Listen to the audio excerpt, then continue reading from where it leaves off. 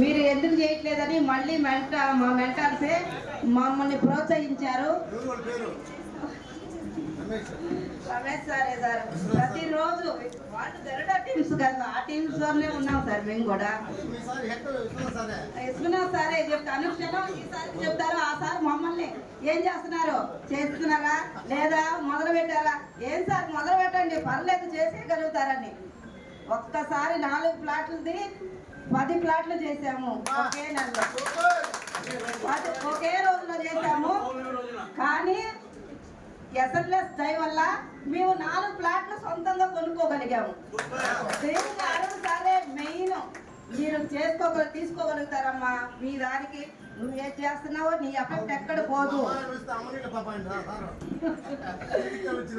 అందుకనే 4 చోట్ల 4 మనం సొంతంగా కొనుక్కోగలిగాము.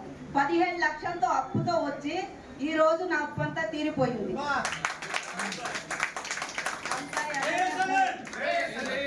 Thank you so much. నాకు